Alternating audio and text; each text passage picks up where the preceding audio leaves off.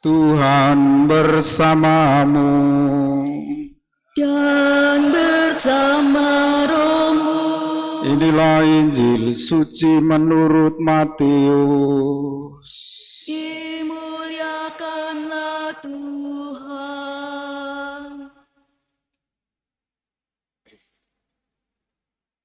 Pada suatu hari Yesus mengucapkan perumpamaan ini kepada murid-muridnya. Hal kerajaan surga itu seumpama 10 gadis yang mengambil pelitanya dan pergi menyongsong pengantin. 5 di antaranya bodoh dan 5 bijaksana. Yang bodoh membawa pelita tetapi tidak membawa minyak. Sedangkan yang bijaksana selain pelita juga membawa minyak dalam buli-bulinya. Tetapi karena pengantin itu lama tidak datang-datang, mengantuklah mereka semua lalu tertidur. Tengah malam terdengar suara berseru, pengantin datang, songsolah dia. Gadis-gadis itu pun bangun semuanya lalu membereskan pelita mereka. Yang bodoh berkata kepada yang bijaksana, "Berilah kami minyakmu sedikit sebab pelita kami mau padam." Tetapi yang bijaksana menjawab, "Tidak, jangan-jangan nanti tidak cukup untuk kami dan untuk kalian. Lebih baik kalian pergi membelinya pada penjual minyak." Tetapi sementara mereka pergi membelinya, datanglah pengantin yang sudah siap sedia masuk bersama dia dalam ruang perjamuan nikah. Lalu pintu ditutup, kemudian datanglah juga gadis-gadis lain itu dan berkata, "Tuan, Tuan, bukakanlah kami pintu." Tetapi Tuan itu menjawab, "Sungguh aku berkata kepadamu, aku tidak mengenal kalian. Karena itu berjaga-jagalah, sebab kalian tidak tahu akan hari maupun saatnya." Demikianlah sabda Tuhan. Terpujilah Kristus.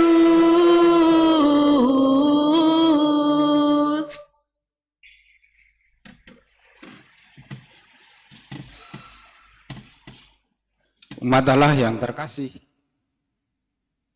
ada 2 sikap orang dalam menyambut hari Tuhan.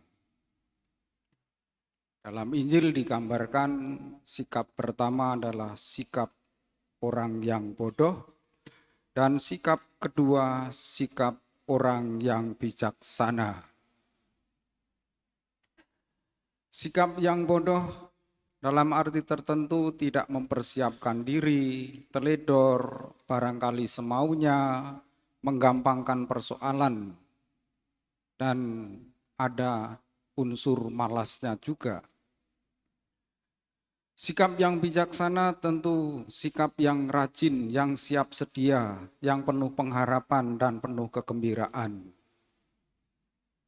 Kita termasuk golongan yang mana? Hari Tuhan itu datangnya bagai pencuri di waktu malam. Tetapi kalau pencuri masuk ke rumah kita, barang-barang berharga kita hilang. Tetapi kalau hari Tuhan datang, kerinduan kita menjadi kenyataan, iman kita menjadi nyata. Dan dambaan kerinduan kita adalah bersatu dengan Tuhan.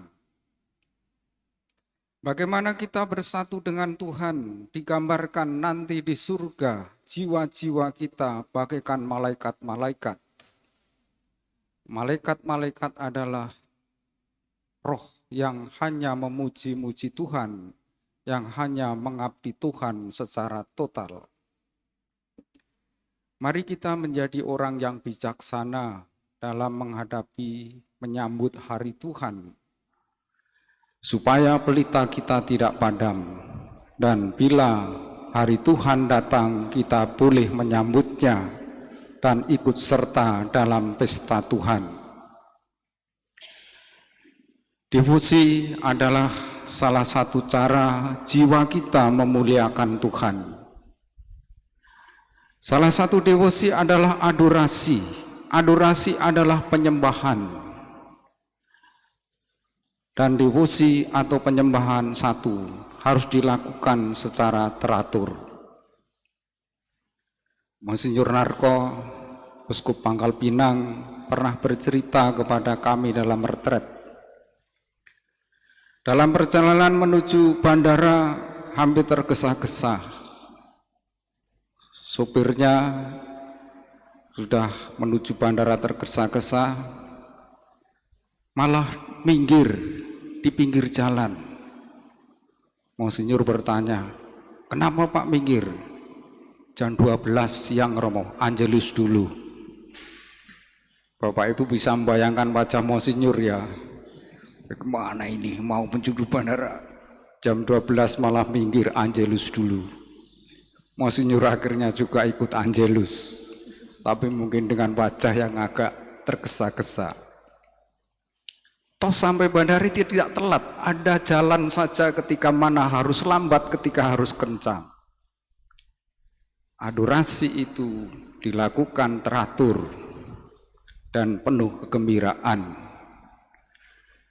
Devosi, adorasi salah satunya adalah gambaran kita nanti roh-roh kita di surga yang bagai malaikat-malaikat itu hanya menyembah, hanya bersyukur, hanya memuji Tuhan. Di dunia ini kita tidak tahan hidup bersama orang yang penuh kebencian.